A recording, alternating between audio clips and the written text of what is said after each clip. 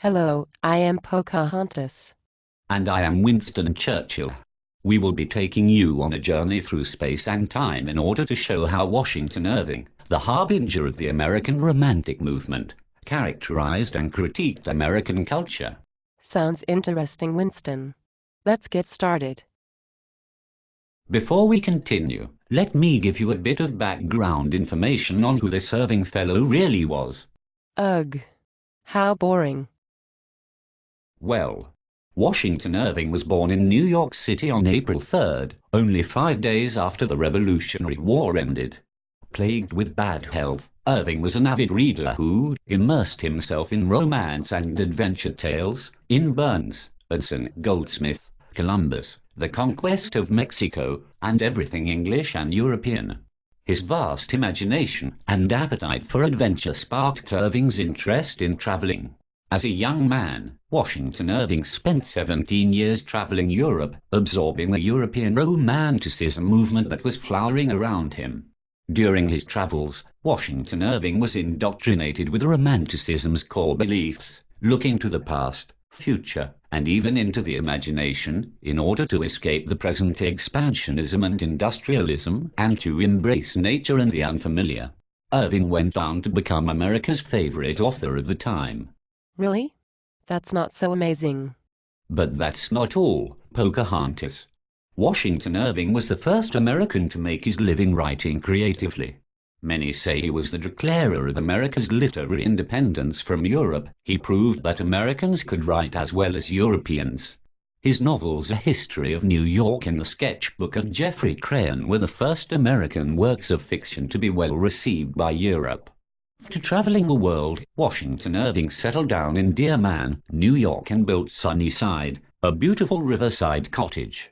When he moved in, the people of Deer Man held a vote on whether or not to change their town name to Irvington. The only dissonant vote was Irving's own. Ha ha ha. Ha ha ha ha ha. That is quite ironic. Indeed, Pocahontas. Indeed.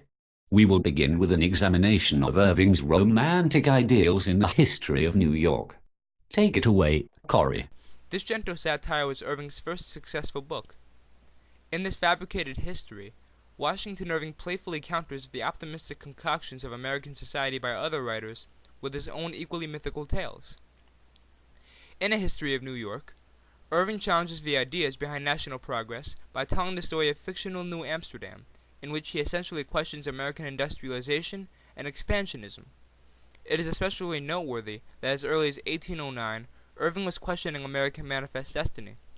A quote from Irving reads, "What right had the first discoverers of America to land and take possession of a country without asking the consent of its inhabitants or yielding them an adequate compensation for their territory?" Unquote. Overall, A History of New York summarizes a romantic's qualm with the New World civilization and expanding America. On another note, A History of New York influenced more casual aspects of American society. As Washington Irving's fame grew, Knickerbocker eventually became the nickname for a New Yorker. Irving's pen name is the source of the basketball team in the New York Knicks name. Also in A History of New York, Irving created the persona of St. Nicholas as a jolly, pipe-smoking Dutch saint who would fly around in his carriage on Christmas dropping gifts down chimneys. Washington Irving's characterization of St. Nicholas eventually became Santa Claus. Thank you, Cory. Wow. That all is very interesting. Well, what about Rip Van Winkle? I believe Washington Irving wrote that. It is one of my favorite stories of all time. You are absolutely correct, Pocahontas. Washington Irving did write the legend Rip Van Winkle. Irving's romantic movement beliefs are seen again in his short story Rip Van Winkle. Rip Van Winkle was published in 1819 with a collection of Irving's short stories called The Sketchbook of Geoffrey Crayon. Stories in the sketchbook are full of vivid descriptions and fairy tale-like landscapes. Typical of art from the Romantic period. Indeed. Well, I will now turn it over to my good friend Isaac, who will tell us the story of Rip Van Winkle. Wait. I believe I have a film of a beautiful adaptation of Rip Van Winkle by the Fairy Tale Theater. Perfect. Let's have a look. In Rip Van Winkle, Washington Irving tells the story of Rip, a young man who one day wanders into the Catskill Mountains. Rip Van Winkle soon stumbles upon strange mythical creatures playing ninepins, or bowling. These strange creatures serve Rip Van Winkle a potion, which he drinks and falls into a deep sleep for 20 years.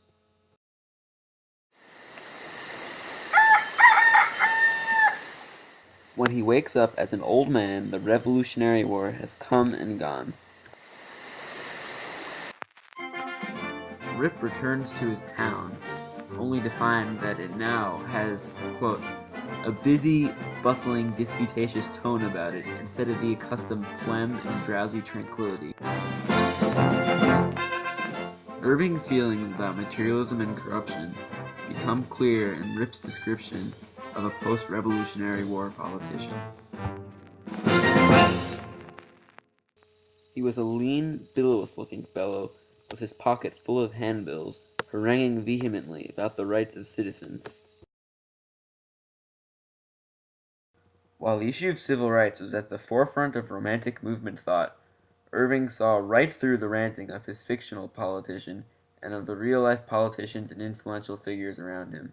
As a member of the Romantic movement, Irving was especially sensitive to the greed and corruption that dominated 19th century politics. Thank you, Isaac. And thank you, Pocahontas, for that very unique film clip. We now bring you a short interview between Gandhi, our religion specialist, and Mr. Irving himself. Greetings. I am the world-renowned Gandhi. I have with me here today Washington Irving, the father of American literature. How are you feeling, Mr. Irving? Oh, I am quite happy to be here with you today, Gandhi. So, what would you like to talk about? It's pronounced Gandhi, not Gandhi. I was wondering if the similarities between your story Rip Van Winkle and the story of Moses and the golden calf are intentional. Oh yes. Of course. Both characters climb a mountain, hear supernatural thunder, meet a supernatural being, and descend to find that their people have succumbed to materialism. Industrialization to Rip Van Winkle is clearly parallel to Moses and the golden calf. Fascinating. Well, thank you for your time, Mr. Irving. Until next time, Gandhi. And my name is pronounced Irving, you. Through our analysis of his works A History of New York and Rip Van Winkle, I believe it is rather clear that Washington Irving was an influential member of the American Romantic movement. As a young man, Washington Irving watched the Romantic movement sunrise. By the time he died, in 1859, Irving was basking in its soft, warm rays. How poetic.